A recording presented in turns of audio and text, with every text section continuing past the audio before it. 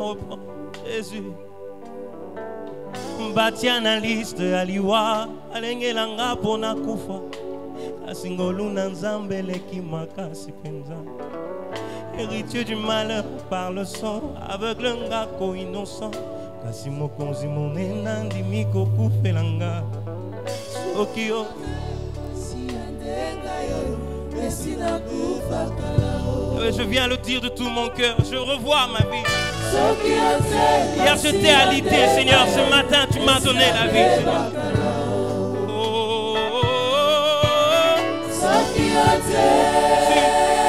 Je ne dépends que de toi, tu le sais, Seigneur. Je ne dépends que de toi. Namituna konfele atanga ndenge nini ekota tato mamate asilisi kelasi kino azwi diplôme.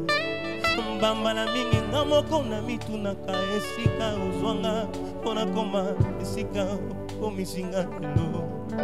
Témoignage na nga na motema soki bato bayebi te ata banzelu na likolo atatola oyaya soki otema si Seigneur, si ce n'était pas toi, soki otema si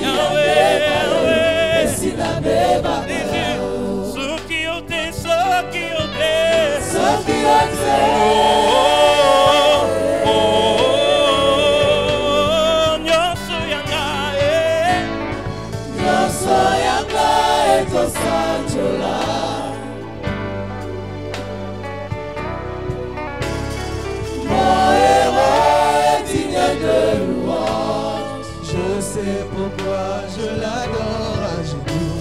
Oh, Bilembo, ya motema, face à Bilembo, ya motema, face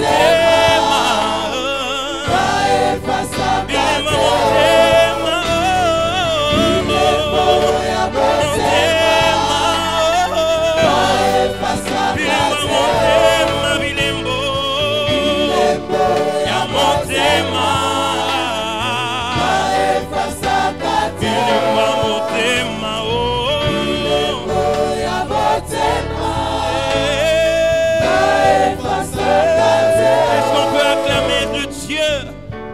Dieu puissant, est-ce que tu peux mieux l'acclamer? Tu peux mieux l'acclamer. Tu peux mieux l'acclamer. Jésus, Jésus, Jésus, Jésus, Jésus, Jésus, Jésus. Bien-aimé, tu peux mieux acclamer ton Dieu. Je suis en train de parler de ce Dieu qui t'a protégé depuis le début de cette année jusqu'à maintenant. Est-ce qu'on peut pousser de cris de joie? Jésus, Jésus, Jésus, Jésus. Nabiani, Bukole, oh, Jésus. Musungiji, Satana. Kushi mumi bia ne salama oh ni babu pour une fois Musungiji salama Kushi mumi bia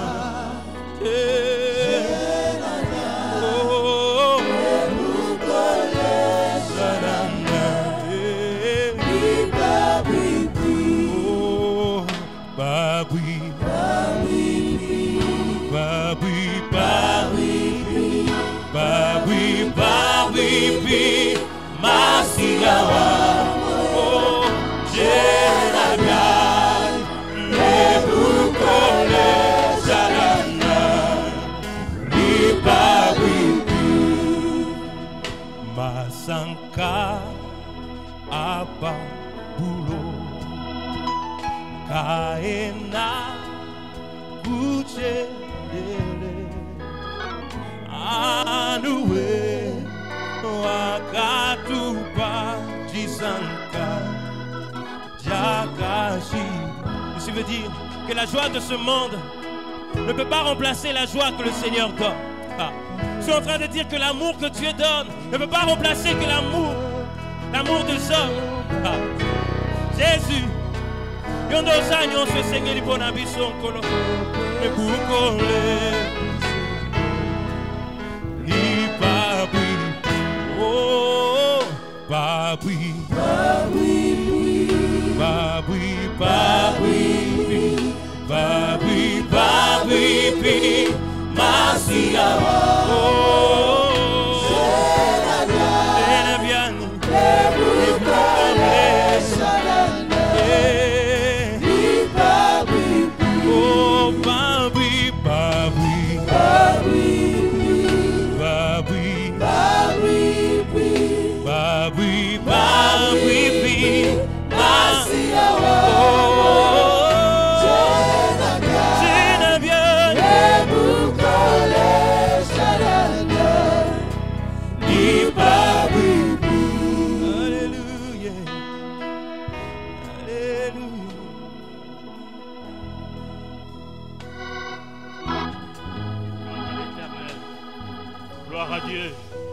chanter ces derniers cantiques bien-aimés dans les Seigneurs. Avant d'écouter la parole de Dieu, nous voulons encore une fois de plus adorer Dieu avec ces cantiques. Oh. Gloire à l'Éternel. Alléluia.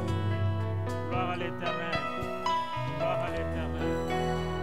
Et dans ton sanctuaire, devant ta majesté, je vis mon vrai bonheur.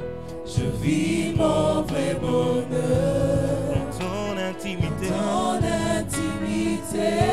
sainteté, sainteté comble mon cœur de la joie du ressuscité.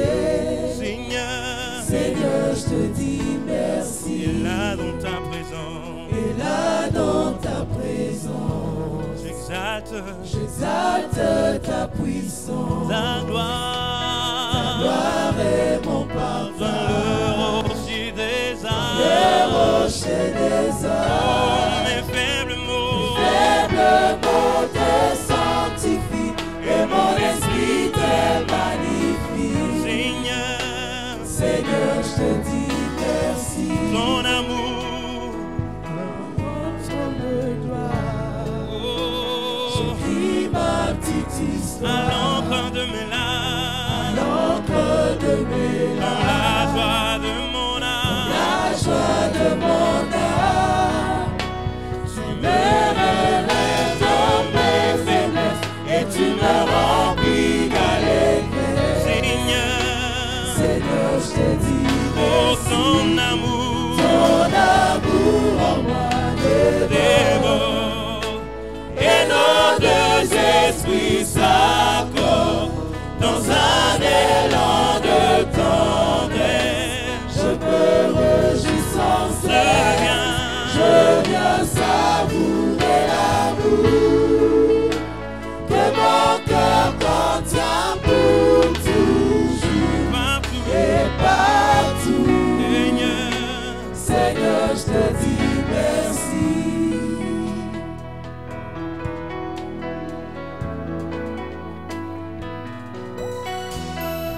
Devant ton trône de grâce, devant ton trône de grâce, j'écris ma petite histoire à l'encre de mes larmes, dans la joie de mon âme. Tu me relèves de mes faiblesses et tu me remplis d'allégresse.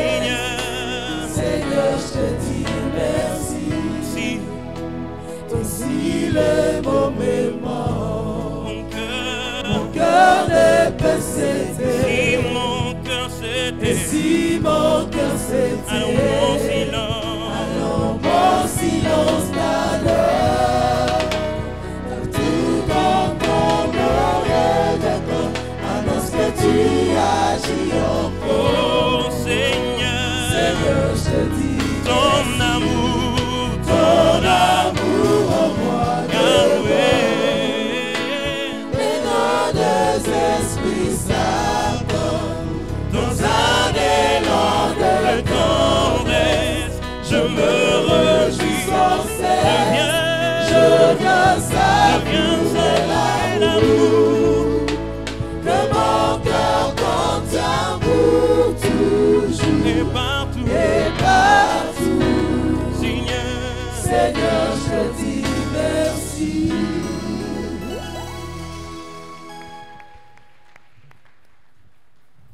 Seigneur, nous te disons merci. Nous acclamons pour la gloire de Dieu.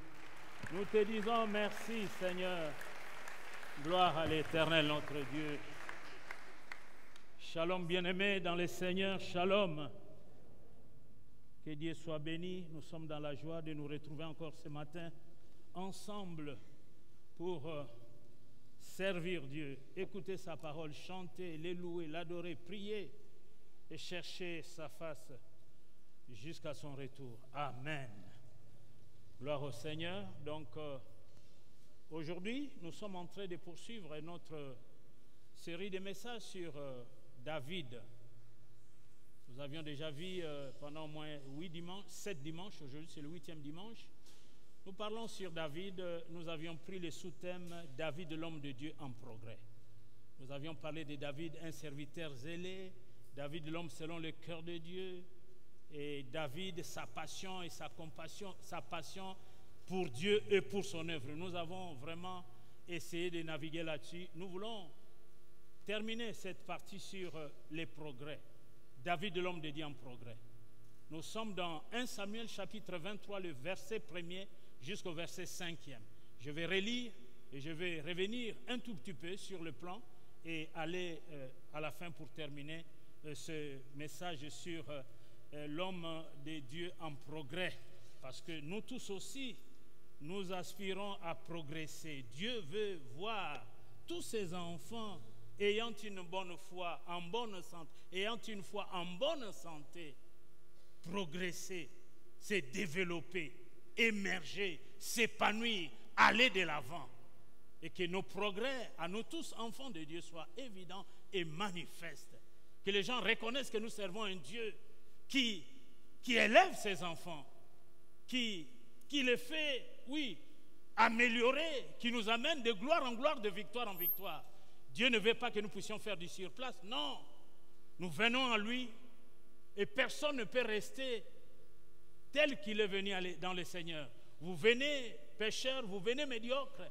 Eh bien, dans la présence de Dieu, Dieu nous change, Dieu nous transforme, Dieu nous conduit de progrès en progrès. Je vais lire le texte et puis je vais revenir sur le plan rapidement. Samuel. 1 Samuel, chapitre 23.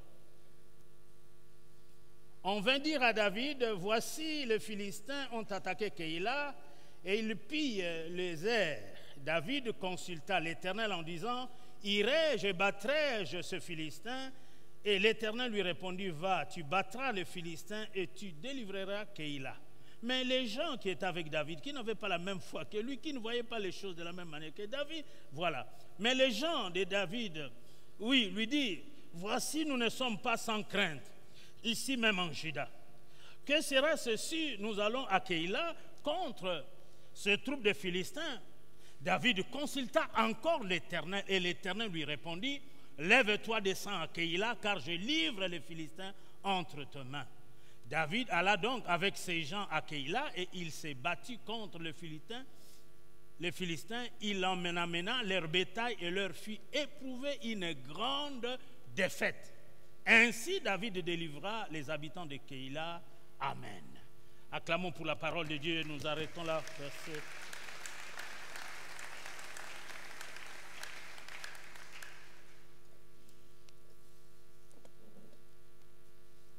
Nous avons dit, nous avions eu quelques points. Donc le premier point, nous l'avons intitulé Introduction. Le deuxième point, le retour en arrière, nous en avons déjà parlé.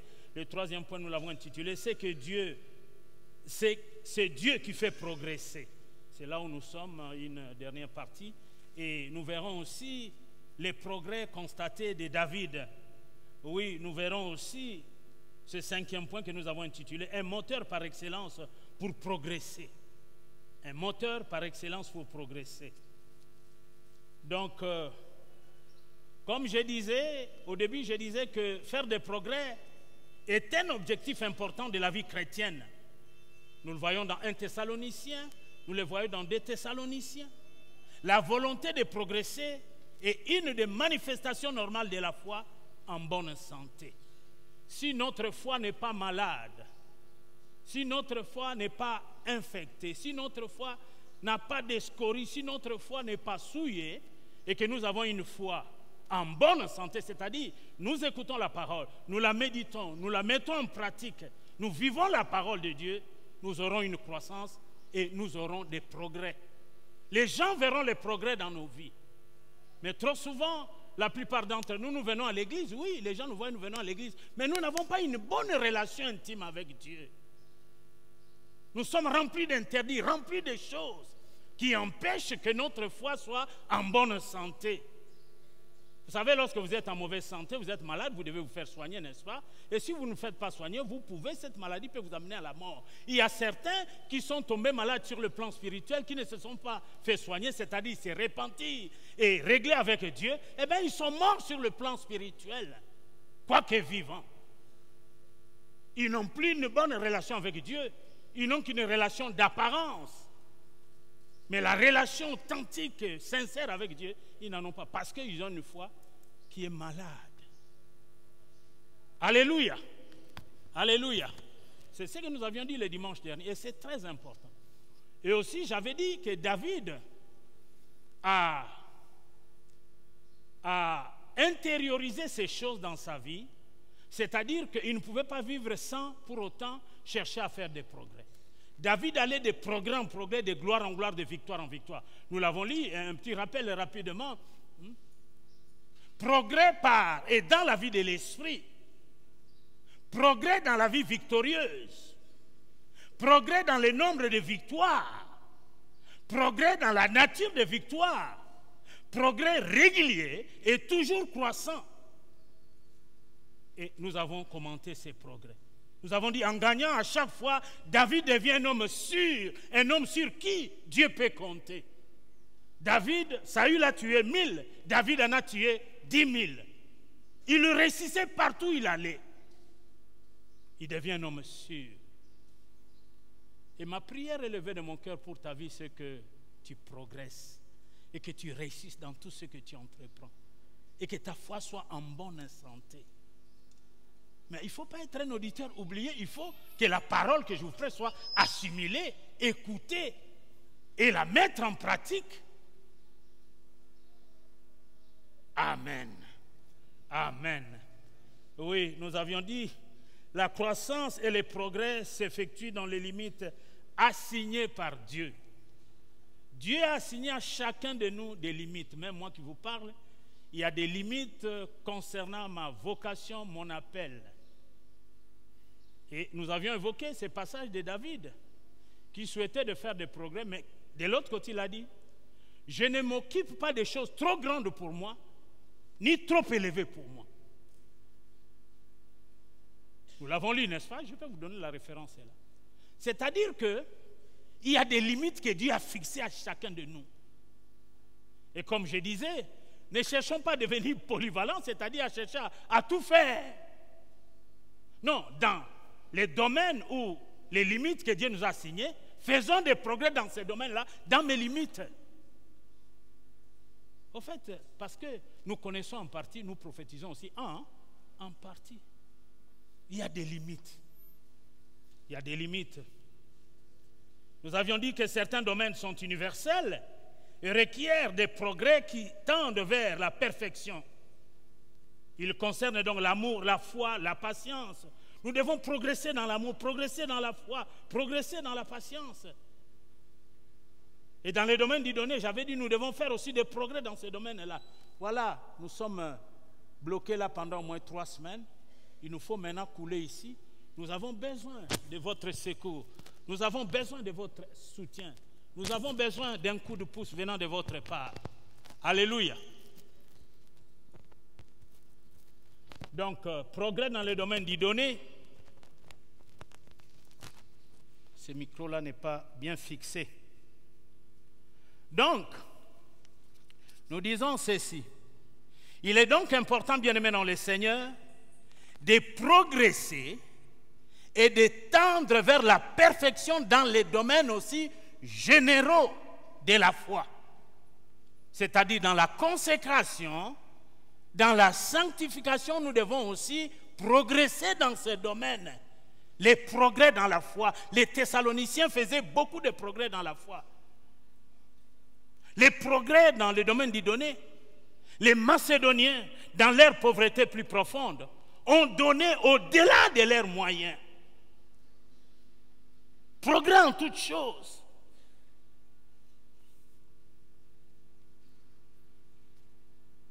Et en même temps, nous disions ceci, c'est que il faut réaliser des progrès spécifiques, voilà, dans les limites de l'appel reçu et des fonctions exercées.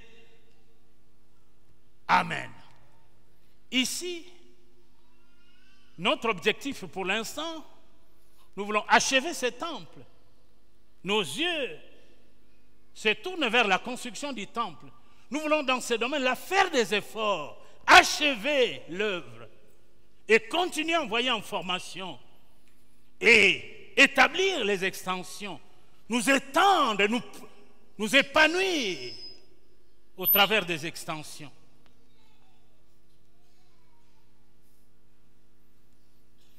Donc le verset, c'est le psaume 131, où David dit qu'il devient grand, tout en affirmant « Je ne m'occupe pas des choses trop grandes et trop élevées pour moi », le psaume 131, le verset 1. Ainsi donc, bien-aimés dans le Seigneur, David ne confond pas s'enfler d'orgueil et faire des progrès. C'est deux choses tout à fait différentes. Dieu souhaite que nous fassions des progrès, mais Dieu ne souhaite pas que nous soyons remplis d'orgueil. L'humilité précède la gloire. David dit, je ne m'occupe pas des choses trop élevées pour moi, ni trop grandes pour moi. Il reste équilibré, il reste vraiment un homme, oui, selon le cœur de Dieu. Il réussit partout où l'envoie Saül. 1 Samuel 18,5, ce sont des textes que nous avons lus, que vous connaissez déjà, et le verset 14. Mais dans la limite de sa vocation. Aujourd'hui, il y a des gens qui connaissent tout, qui font tout, qui veulent tout faire. Ils n'ont pas de limite dans leur vocation. Ils connaissent tout, ils vous expliquent tout, ils enseignent tout. Ils vous donnent des révélations même, qui sont des révélations bidons. Progrès constaté dans la vie de David. Bien-aimé, David sait reconnaître ses responsabilités. Là, il fait encore une fois de plus preuve de maturité. Il sait reconnaître ses responsabilités. Quand il s'est égaré, quand il s'est trompé, quand il a échoué, il sait reconnaître ses responsabilités. C'est le texte de 1 Samuel 22, parce que nous avons survolé 21, 20, 18, 19, 17, 22, il est dit ceci, je commence même au verset 20, et j'ai souligné le verset 22. Un fils d'Achimélec, fils d'Ashtub, échappa. Son nom était Abiatar. Il s'enfuit auprès de David. Et il lui rapporta que Saül avait tué les sacrificateurs de l'Éternel. David dit à Abiatar, j'ai bien pensé ce jour même que Doeg, l'Édonite se trouvant là, ne manquerait pas d'informer Saül. C'est moi qui suis cause de la mort de toutes les personnes de la maison du Père. Il le reconnaît. David reconnaît ses responsabilités. S'il a fait mal, il le reconnaît. Il ne les rejette pas aux autres, comme malheureusement cela nous arrive à certains d'entre nous. Il faut reconnaître ses responsabilités et les assumer. Et il les assume. Donc c'est une preuve de l'homme David en progrès. Un homme mature. Il réfléchit.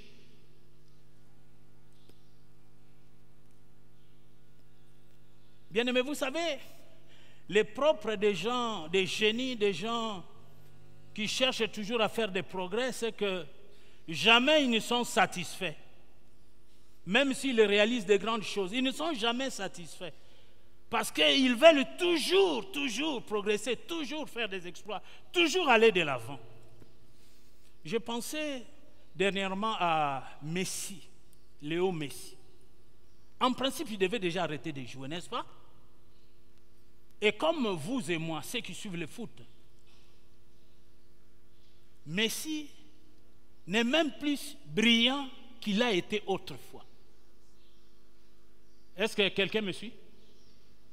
J'ai suivi 2-3-4 fois devant Bayern, on les a battus 7-1. Messi sur le terrain, il n'a même pas pu faire quoi que ce soit. Ça, c'est qu'un exemple. Je peux en multiplier les exemples. Ils veulent toujours jouer. C'est comme aussi Ronaldo. Il ne veut pas laisser tomber les choses. Donc, ces gens-là, comme des génies, comme des Messi, des Ronaldo, ils ne veulent pas lâcher. Ils ne veulent pas lâcher. Et David ici, il est toujours à la recherche, une recherche permanente de progrès. Nous aussi, nous devons rechercher en permanence les progrès. Progrès dans nos vies, des couples, progrès dans notre relation avec Dieu, progrès dans tout ce que nous entreprenons, progrès à tous égards. Oui. David apprend le réflexe de consulter le Seigneur.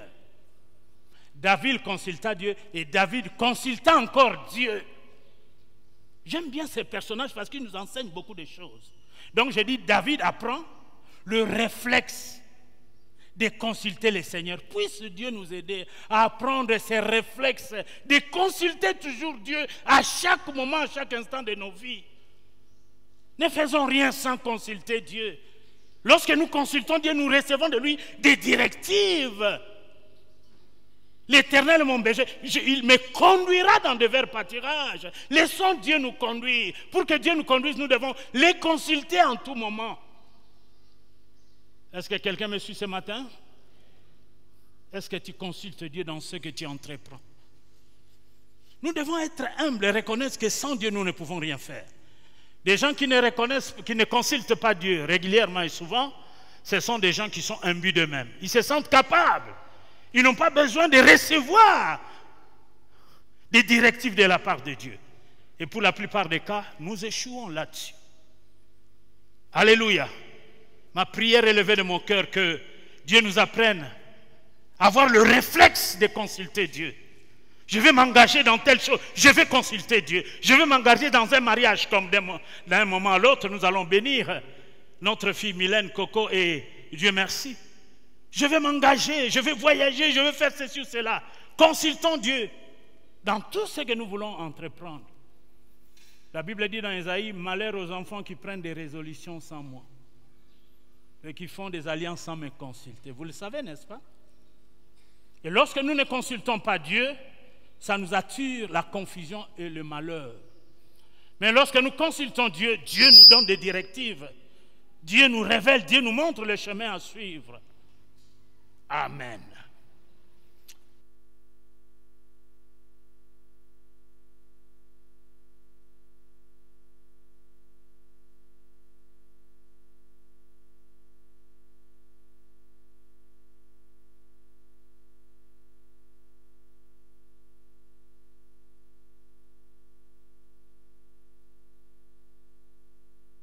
Gloire à l'Éternel. On acclame pour la gloire de Dieu. Acclamons pour la gloire de Dieu.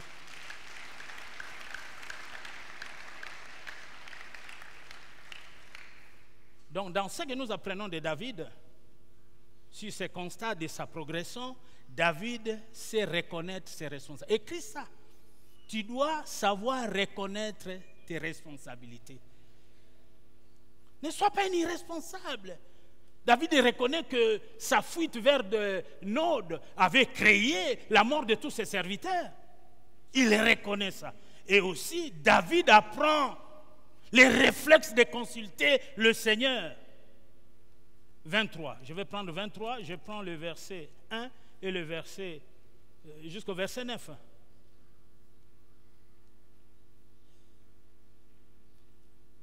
Le verset 2, David consulta l'Éternel en disant, irai-je, battrai-je ces Philistins? Et l'Éternel lui répondit, va, tu battras les Philistins et tu délivreras Keïla. Nous sautons le verset 4. David consulta encore l'Éternel et l'Éternel lui répondit, lève-toi et descends Keïla, car je livre Keïla entre tes mains. Donc, David apprend le réflexe de consulter le Seigneur. Et là, dans l'Ancienne Alliance, donc, il a consulté l'Urim et le Thummim pour que par leurs moyens, le chemin à suivre lui soit révélé. Nous ne savons pas quel chemin prendre. La Bible dit, telle voie paraît droite à un homme, son issue c'est la voie de la mort. Consultons Dieu pour que Dieu nous oriente. Moi aussi, je m'efforce de consulter Dieu en tout moment. Si je suis parmi vous aujourd'hui, eh bien parce que j'ai consulté Dieu et Dieu s'est révélé à moi, Dieu m'a conduit, Dieu m'a donné des directives. Ne te laisse pas conduire par tes instincts, par ta sagesse. Non. Apprends, nous apprenons David, l'homme de Dieu en progrès, parce qu'il consulte Dieu. Il met Dieu à la première place. Il a le respect, la crainte, la considération pour Dieu. Oui. En acceptant de suivre les indications divines, donc David, plutôt que de se fier à son instinct et à sa sagesse. Donc, il démontre de la soumission. Le fait de consulter Dieu, de consulter encore, il démontre, c'est la démonstration de la soumission de David envers Dieu. Le manque de consultation vers Dieu, c'est une preuve de rébellion. Il démontre la soumission. Il démontre de la foi. Il croit. Sans la foi, il est impossible d'être agréable à Dieu. Mais David croit. Parce que Dieu est le rémunérateur de ceux qui le cherchent. Il cherche Dieu, il consulte Dieu, Dieu lui répond, Dieu lui donne des directives. Va, tu battras Keïla, tu battras les Philistins. Oui, il démontre la soumission, de la foi et la maîtrise de soi. La maîtrise de soi qui fait partie aussi des fruits de l'esprit. La maîtrise de soi, la tempérance. Il démontre la soumission. Démontrons la soumission à Dieu. Ne faisons rien sans avoir reçu des directives de Dieu. Soyons humbles, laissons Dieu nous diriger, laissons Dieu nous conduire. Ne prenons pas la place de Dieu. Seul Dieu connaît l'avenir mieux que nous.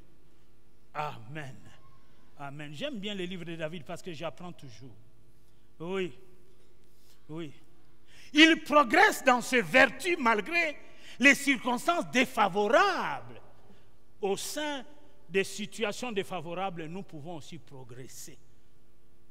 Entouré par ses ennemis, combattu de gauche à droite, de l'avant en arrière, malgré ses... Oui, il progresse dans ses vertus malgré les circonstances défavorables. Il n'avait pas une vie facile. Il a beaucoup combattu. Malgré ses combats, mais il fait preuve de progrès. Elle contribue donc en fait, allez lui apprendre les circonstances défavorables, les épreuves, ces choses-là, comme la Bible dit, toutes choses concourent au bien de ceux qui aiment Dieu. Ces choses apprennent à David beaucoup de choses. J'apprends aussi lorsque je suis passé par une épreuve. Après l'épreuve, je ne peux plus rester comme j'étais avant l'épreuve. L'épreuve nous instruit. Les épreuves permises par Dieu. Dieu ne nous la donne pas au-delà de nos forces. À chaque épreuve, il nous donne des moyens pour nous en sortir. Et tout vrai enfant de Dieu qui marche dans le Seigneur, la Bible dit tous ceux qui veulent vivre pieusement dans le Seigneur seront persécutés. Donc, Satan s'acharnera contre nous. Mais malgré ces acharnements, nous pouvons progresser. Parce que trop souvent, lorsque nous recevons des gens au bureau, en entretien, c'est non, pasteur, moi je suis là, ma tante est sorcière, mon oncle et tout ça. Oui, tu peux vivre même au milieu des sorciers. Daniel, Shadrach, Meshach, Abednego, ils ont vécu dans un monde, dans un monde satanique, je peux dire, hein, dans un monde occulte, hein, en Babylone. Hein. Mais ils ont émergé parce qu'ils avaient une vie avec Dieu. Amen. Amen. David développe le caractère de Christ. Waouh! David développe le caractère de Christ. Et Dieu s'attend à ce que chacun de nous développe le caractère de Christ. La Bible dit dans Philippiens chapitre 2, le verset 1 jusqu'à 7, « Ayez en vous les sentiments qui étaient en Christ. » Les sentiments d'humilité, il n'a pas regardé Dieu, l'égalité de Dieu avec comme une proie arrachée, il s'est humilié lui-même. Et David, ici, en consultant Dieu, il fait preuve d'humilité et de soumission. Il développe le caractère de Christ. Mes amis, si tous les chrétiens ici de Vie Nouvelle comme nous sommes, nous avons tous développé véritablement le caractère de Christ, il y aurait un grand réveil dans nos familles. Est-ce que nous reflétons le caractère de Christ? Christ était un homme d'amour, compatissant. Il n'était pas méchant. Il ne maudissait pas les gens. Il ne faisait pas du mal aux gens. Mais que sommes-nous? Est-ce que nous reflétons le caractère de Christ? Ceux qui reflètent le caractère de Christ font preuve de progresser. Ah,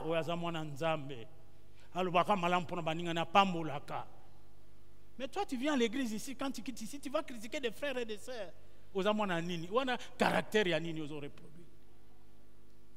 C'est dans l'église. C'est rempli à l'église.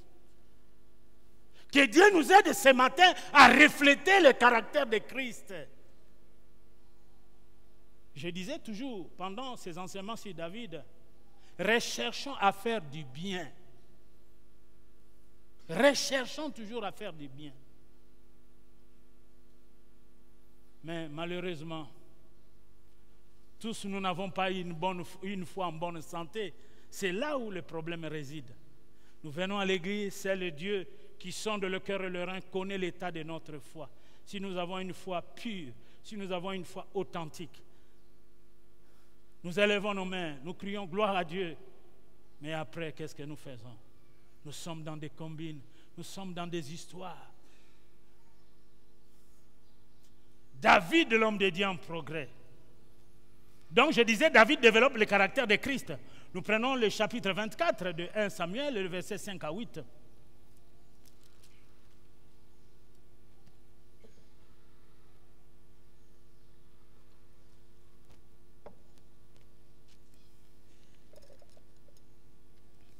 Ici, dans ma Bible d'études ici, le thème qui est donné ici sur le chapitre 24, il est dit ceci: David épargne la vie de Saül.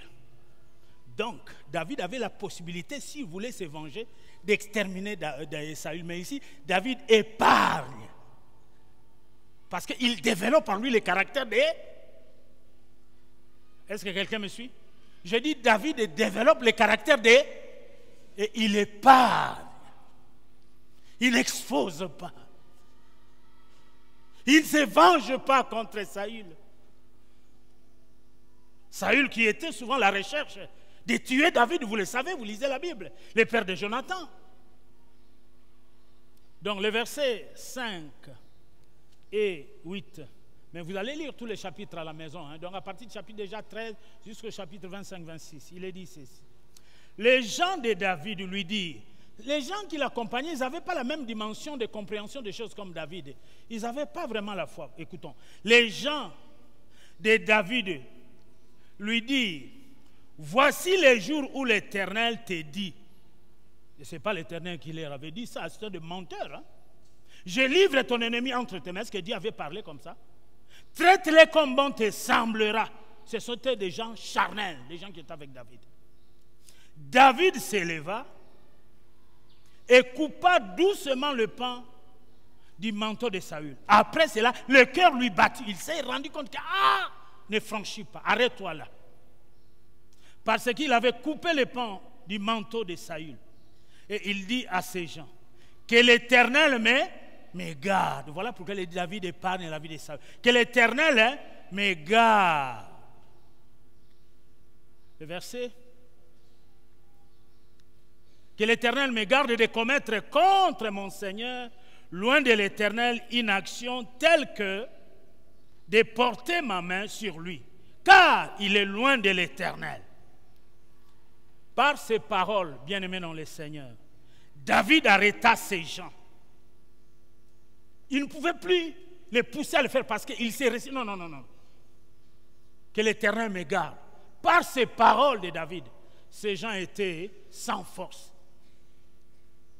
Mais si c'était quelqu'un qui était charnel, à l'occasion, le tuons-le. Par ces paroles, David arrêta ces gens et les empêcha de se jeter sur Saül. Puis, Saül se leva pour sortir de la caverne et continua son chemin. Amen. Donc, j'ai dit ici, David est en train de développer le caractère de Christ. Si tu étais à la place de David et que tu avais cette opportunité de rencontrer ton ennemi qui était dans un état de faiblesse, l'aurais-tu laissé? Mais David nous enseigne que nous devons nous comporter et revêtir en nous le caractère de Jésus. Il a dit non, ce n'est pas moi la vengeance, laissons Dieu venger Saül, tout ce qu'il voulait faire pour moi.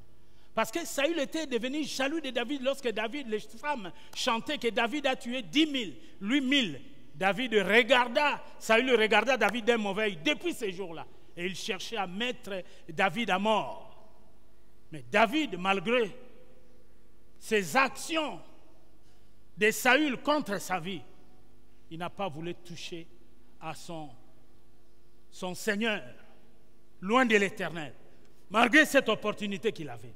Donc, nous devons, bien aimer, ne pas être là pour faire du mal aux gens.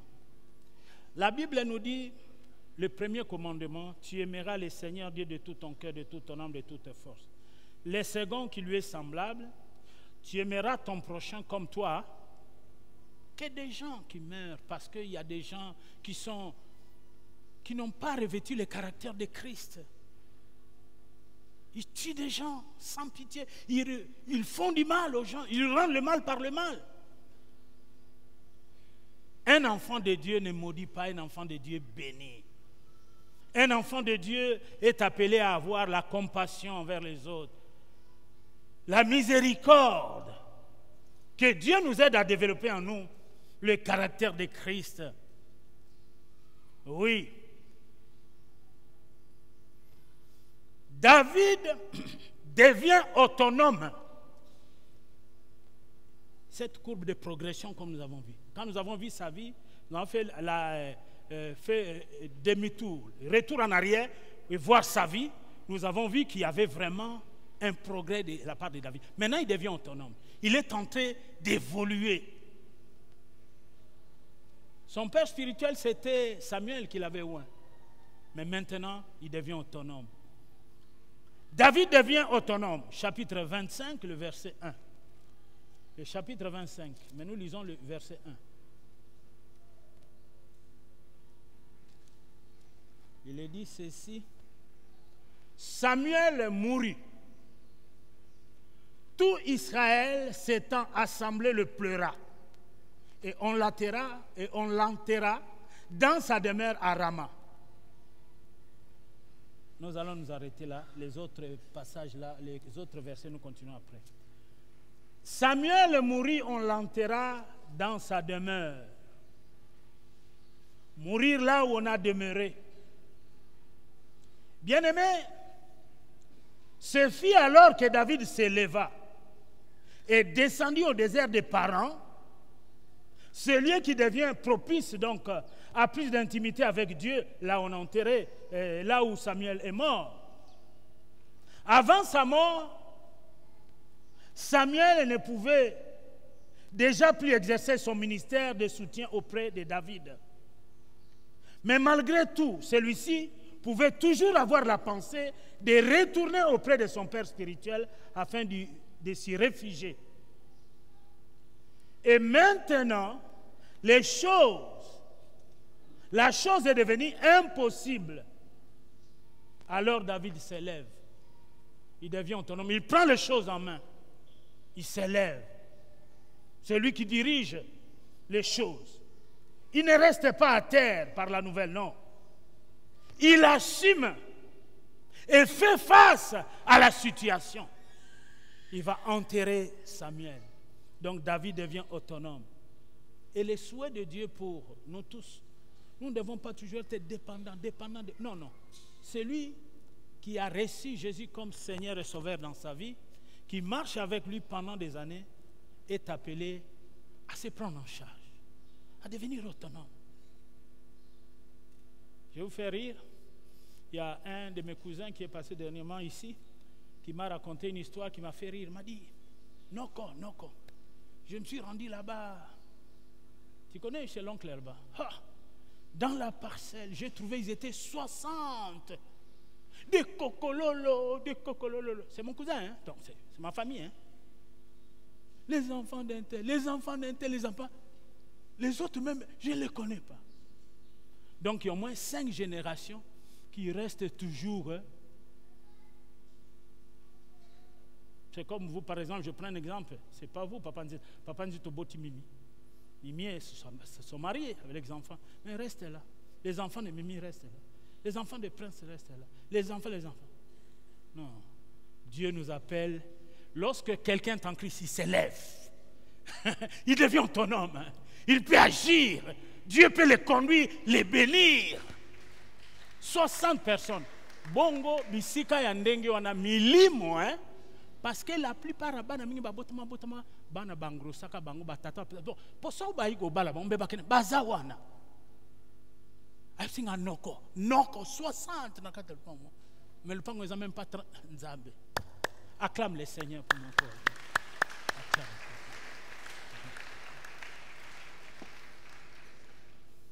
Sinon bande ko ngana ba oyo ba ko landela ngai. Amen. Mais c'est pour vous dire que David devient... Il faut s'élever. Il ne faut pas rester toujours autant de...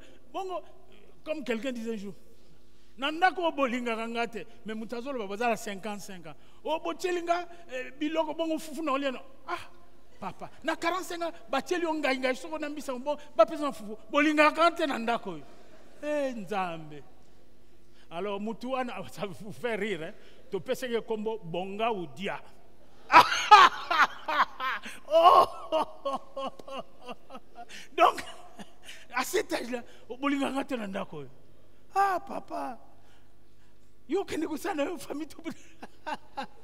et dans nos familles, hein, nous sommes entre nous, n'est-ce pas, les linceaux, non, si nous venons à Christ et que nous marchons dans ses voies, nous mettons sa parole en pratique, une fois en bonne santé, nous allons nous développer, nous allons progresser, nous allons nous améliorer, nous allons aller de l'avant, nous allons évoluer. Nous n'allons pas rester là 60 personnes dans une parcelle. Ah, ces 60 personnes dans une parcelle pouvaient produire déjà même 30 parcelles. Si des personnes achètent une parcelle, 30 parcelles, une seule parcelle regorge 60 personnes. Ah,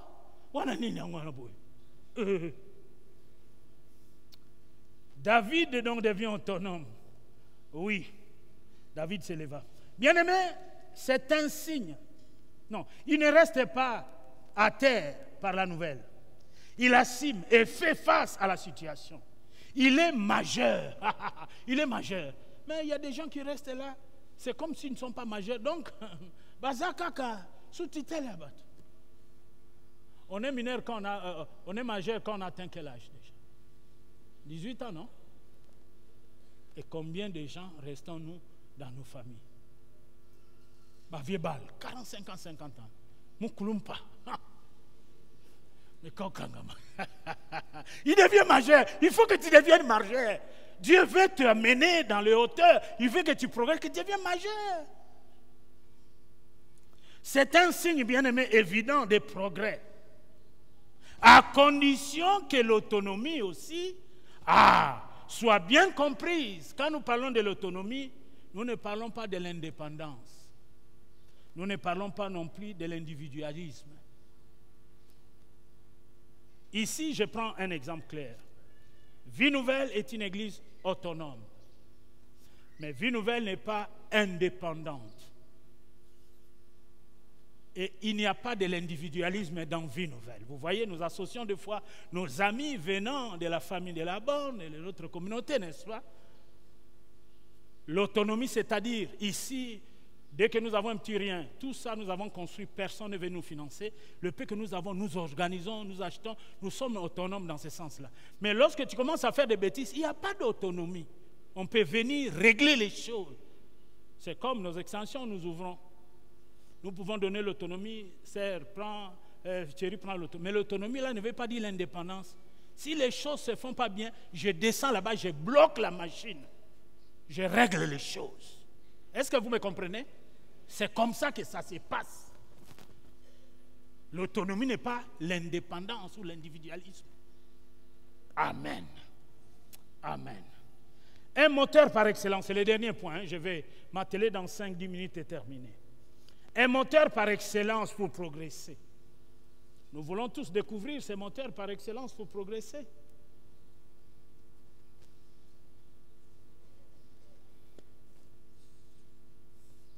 Un moteur par excellence. Bien-aimés dans le Seigneur, nous avons déjà dit que c'est Dieu qui fait progresser. Son projet pour l'homme, selon son cœur, et pour lui, les moteurs qui le fait progresser et qui le poussent vers l'avant. Je dis son projet.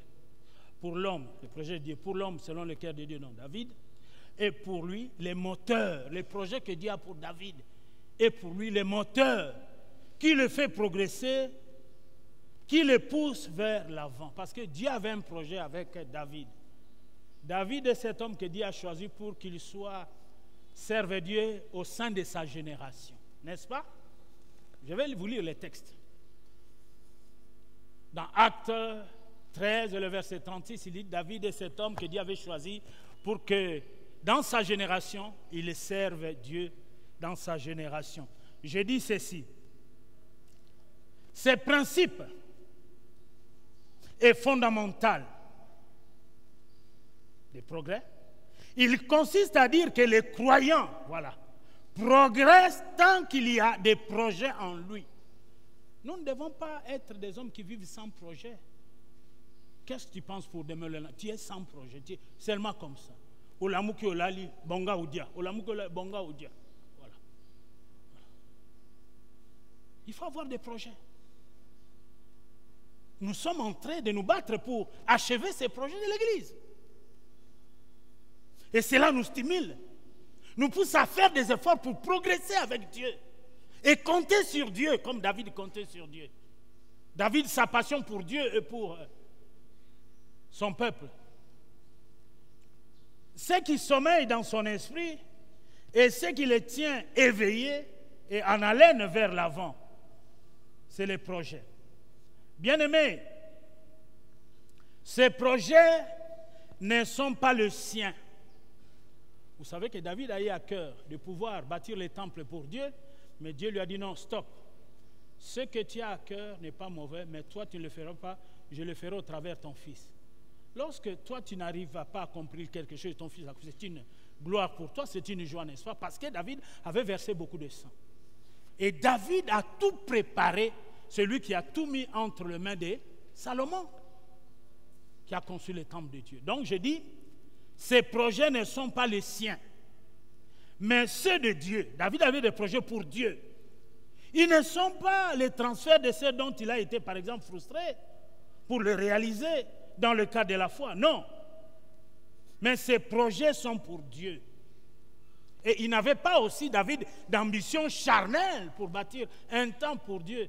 Quand Dieu lui a dit, c'est pas toi, il s'est arrêté. Mais il a préparé quand même des matériaux pour que son fils achève, accomplisse.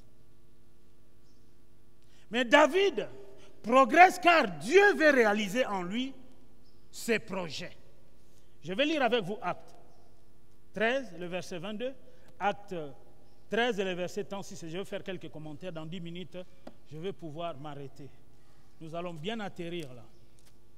Actes chapitre 13, que j'ai cité de mémoire. C'est mieux de lire parce qu'il y a beaucoup de choses là-dessus. Voir que David avait un projet avec Dieu. Est-ce que tu as un projet avec Dieu? 13, le verset 22. 22.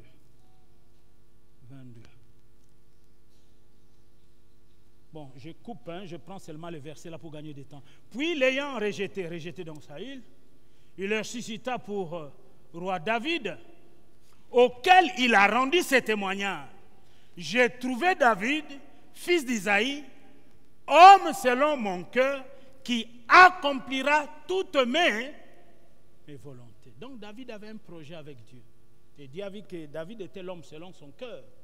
Les projets que David avait, c'était un projet pour Dieu.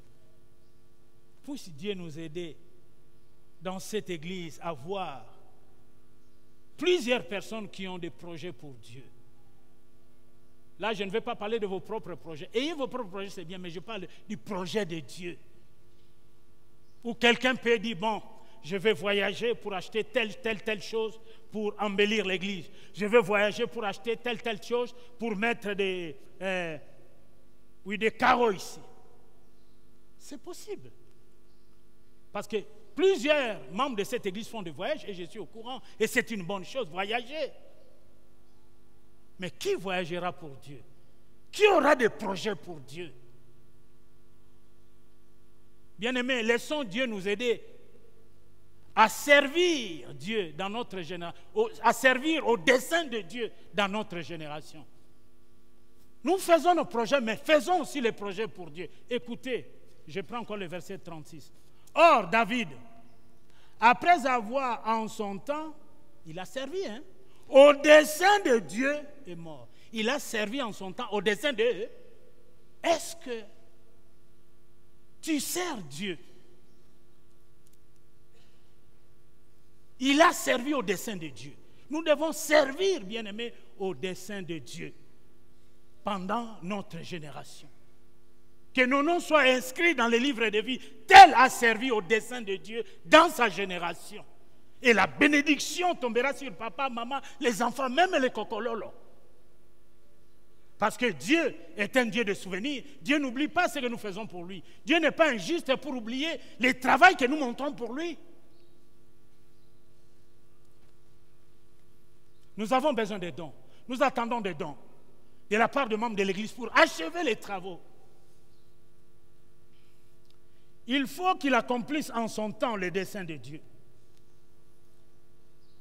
N'occupons pas la terre de Dieu inutilement. Si Dieu nous garde en vie, ce n'est pas seulement pour nos propres projets, ce n'est pas seulement pour nos enfants, nos petits-enfants. Essayons d'inclure un peu les projets de Dieu. Prenons une part dans les projets de Dieu. Servons au dessein de Dieu. Bien-aimés, je dis, il faut qu'il accomplisse en son temps le dessein de Dieu pour sa génération. Donc David a distancé de loin Jonathan, son ami. Parce que Jonathan, quand nous lisons la Bible, nous montre qu'il avait aussi un projet. Mais lui n'avait pas un projet pour Dieu. Il avait un projet pour lui-même, un mauvais projet. Et nous ne voulons pas cet état d'esprit de Jonathan au milieu de nous ici.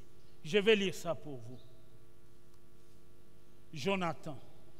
Il a distancé Jonathan. Le verset, chapitre 23. Nous revenons sur chapitre 23 de notre texte de base. 23, le verset 17. Nous allons voir que Jonathan, lui aussi, avait un projet. Mais un mauvais projet, une allusion. 23. Je commence même au verset 14. David demeura au désert dans le lieu fort. Et il resta sur la montagne du désert de Siv.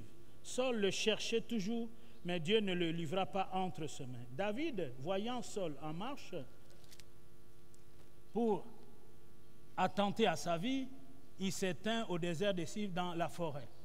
Ce fut alors que Jonathan, fils de Saül, s'éleva et alla vers David dans la forêt. Il fortifia sa confiance en Dieu et lui dit, ne crains rien, ça c'est Jonathan, car la main de Saül, mon père, ne t'atteindra pas. Tu régneras sur Israël. Mais écoute la suite. Et moi, je serai au second rang, près de toi. Donc, lui, il dit à David, tu régneras, mais moi, je serai au second plan. Il avait un projet, n'est-ce pas? Mais est-ce que ce projet était pour Dieu?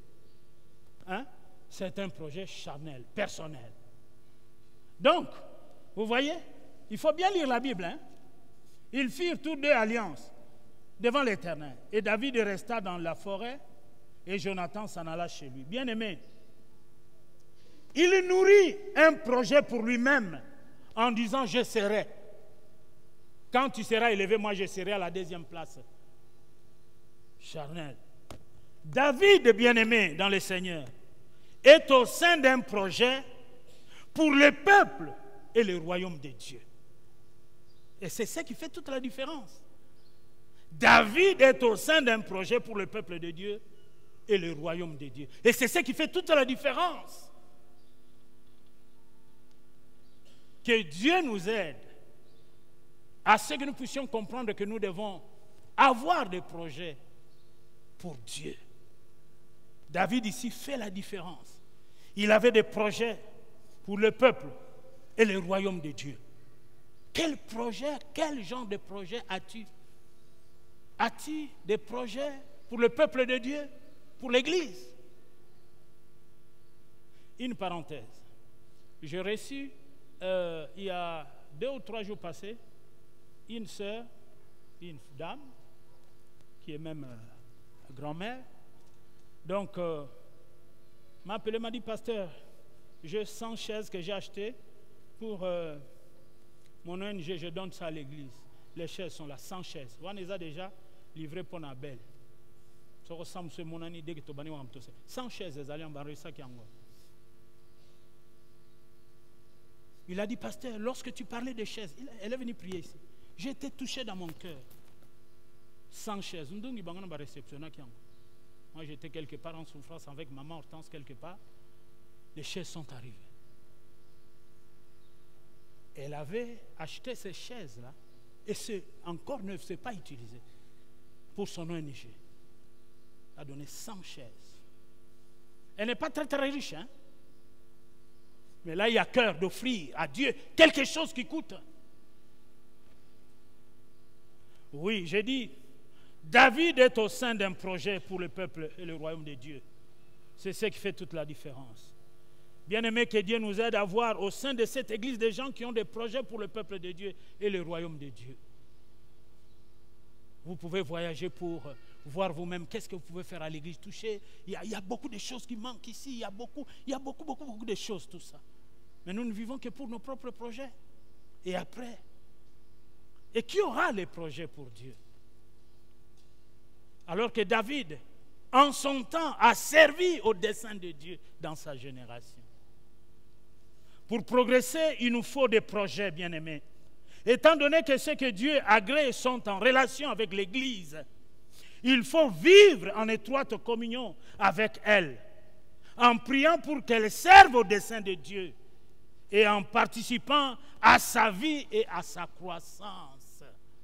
Nous devons participer à la vie de l'Église et à sa croissance. Que Dieu bénisse sa parole.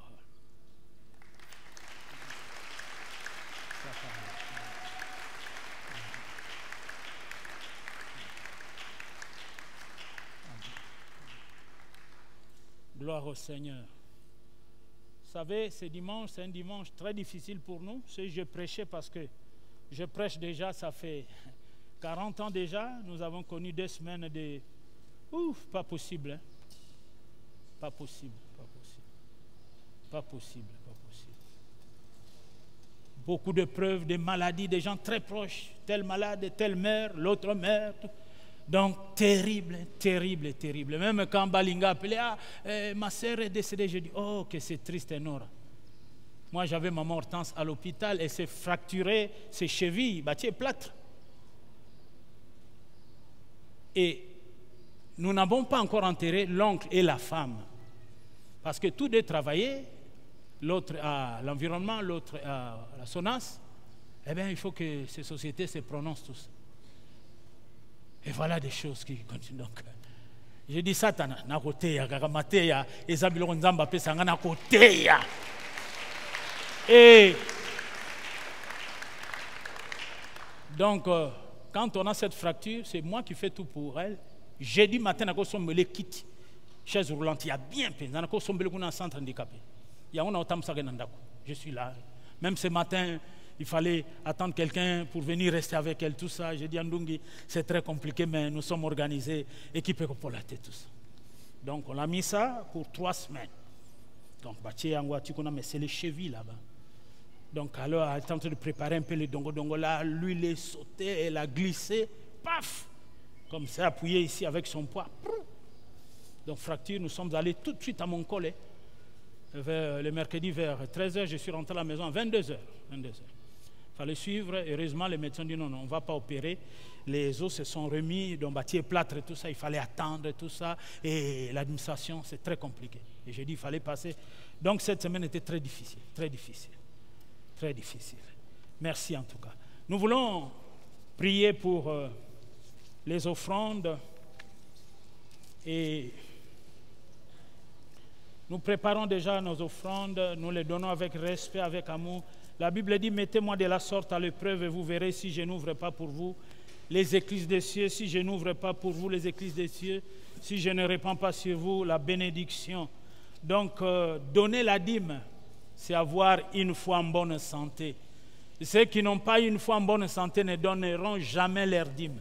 Ceux qui donnent leur dîme font preuve qu'ils ont une bonne foi en bonne santé.